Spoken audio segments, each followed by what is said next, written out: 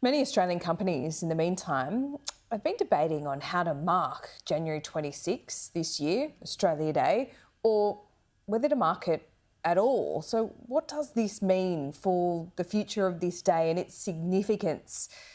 There's so much division on whether we should be celebrating it. There are strong opinions on both sides of the argument. Joining me now is Simon Welsh, Director of Redbridge Group. Simon, you've been looking at this question. What have you found in your surveys? Yeah, thanks, Laura. I mean, unsurprisingly, it's an issue that there's a little bit of nuance around it. It's not all black and white.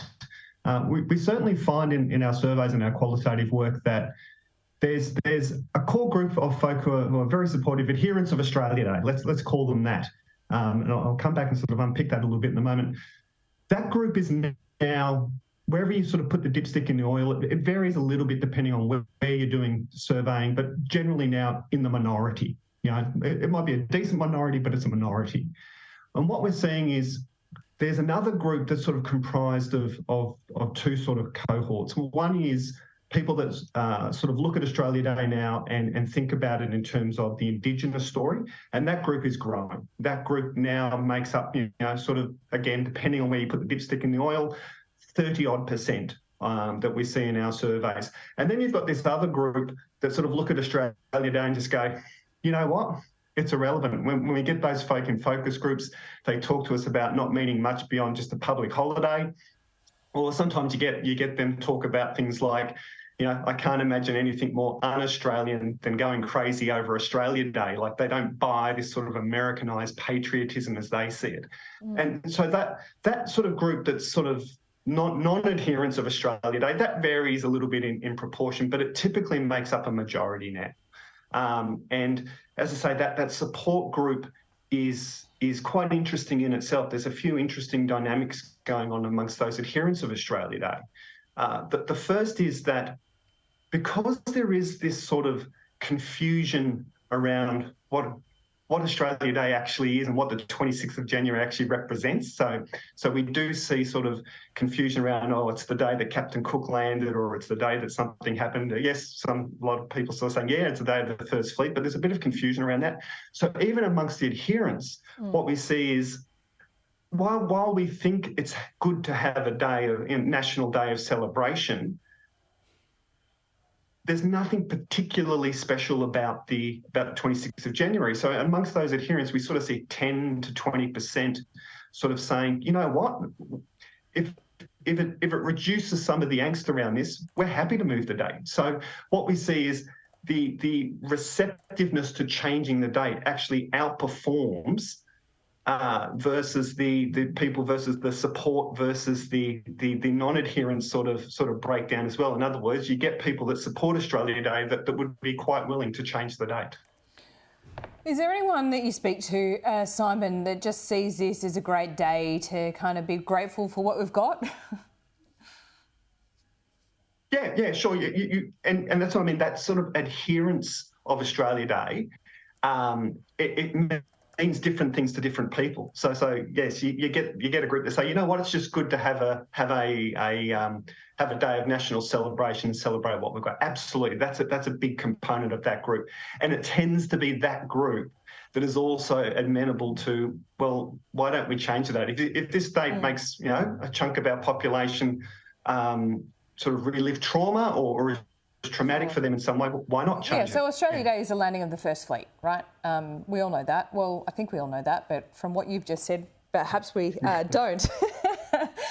But I guess when you have these groups, everyone tends to agree there needs to be a national day of celebration. But if the 26th of January is not in, are there any other suggestions that might fit?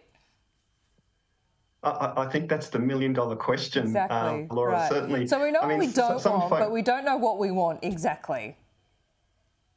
Yes, yeah. Right, it's you get some folk that talk about, what about the date of federation, which I think, from memory, forgive me if I fail my Australian history here, it was the 1st of January or the 2nd of January. Very good. then others will say, well, that's no good for me from a public holiday perspective. I like the late January public holiday. If we could do something around this time. So all of a sudden these high ethical, moral standards are just reduced down to whether or not you get an extra public holiday or not. Yeah, and the timing of that public holiday. Of course. Okay. Any suggestions? Do you wish to put your head above the parapet here, Simon? Look, I think if I was pragmatic about it, I think it's a matter of time. I think it's a matter of time until we change the date. I think the changes in the demographic profile, because demographics are important here, amongst those where that support, that adherence to Australia Day is strongest, is very much it's quite niche in a sense that it's that sort of late boomer, early Gen Xer cohort that's quite very much sort of Howard's battlers, Howard's Praetorian Guard, and sort of buying into that sort of version of nationalism that Howard promoted back in those years has carried through today. That group is becoming less politically powerful. I don't want to use the word relevant. They're still relevant, but they just don't constitute enough voters anymore. Yeah. So I think from a political sense, it's a matter of time. I think, as you said in the introduction, companies are doing their own market research. They're making their decisions about these sorts of things. I honestly think it's a matter of time. Yeah, I tend to agree with you here. And if you're going to be pragmatic about this, it's become a day which is a day of division. Whether you like it or not, whatever side of that divide you're on, it kind of defeats the purpose of having this national day if, we're divided by it. Absolutely, and that's what we see, that idea of, if this is going to cause trauma, no one wants to be that person. No one wants to be that person that is causing other people pain and heartache and trauma. Yes, it's important to have a national day.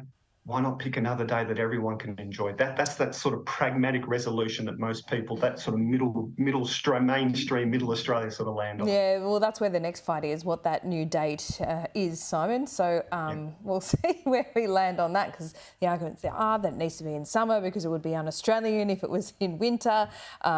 May 8, mate, I'm not sure whether that passes any kind of weird pub test, but perhaps it's recognition, whatever day that might happen. We'll see. Simon, good to talk to you as always.